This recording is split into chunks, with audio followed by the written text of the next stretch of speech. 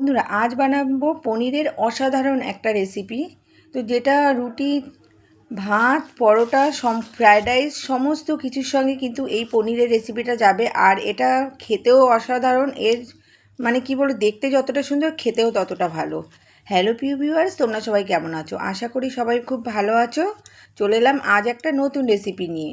তো দেখো, আজ বানাবো পনিরের কারি। পনিরের কারি বানানোর জন্য টমেটো, আদা, লঙ্কা, ধনেপাতা,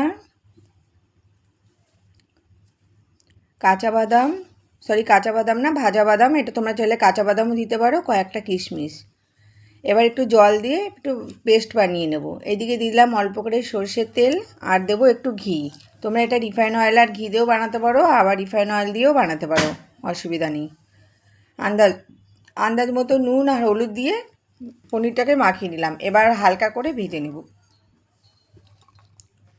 এটা কিন্তু ভেতরটা নরম থাকবে, ওপরটা লাল লাল ভাজা হবে। এর জন্য কিন্তু গ্যাসটা বাড়িয়ে দিতে হবে, হাই ফ্লেমে পনিরটা চট করে ভেজে নিতে হবে, না হলে কিন্তু পনিরটা শক্ত হয়ে যাবে। এবার দেখো, তেলের মধ্যে জিরে ফোড়ন দিয়ে আমি কিন্তু বেটে নেওয়া মশলাগুলো দিয়ে দিলাম। এবার মশলা থেকে যতক্ষণ না তেল ছাড়ছে ততক্ষণ কিন্তু মশলাটাকে কষিয়ে যেতে হবে।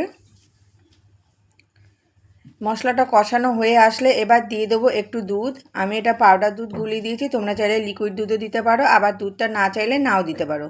এখানে কিন্তু আমি কোনো রকম মিষ্টি ব্যবহার করব না, কারণ দুধে একটু মিষ্টি আছে, আবার কিশমিশেও মিষ্টি থাকে। তার জন্য কোনো রকম এখানে মিষ্টি ব্যবহার করব না। তো এটা কিন্তু একটু হালকা ঝাল ঝাল মিষ্টি মিষ্টি, এটা খেতে ভালো লাগবে। দেখো, পনিরের কারিটা কিন্তু একদম রেডি হয়ে গেছে। ভিডিওটা যদি ভালো লাগে লাইক, কমেন্ট, শেয়ার করে পাশে থেকো। ভিডিওটি দেখার জন্য অনেক অনেক ধন্যবাদ।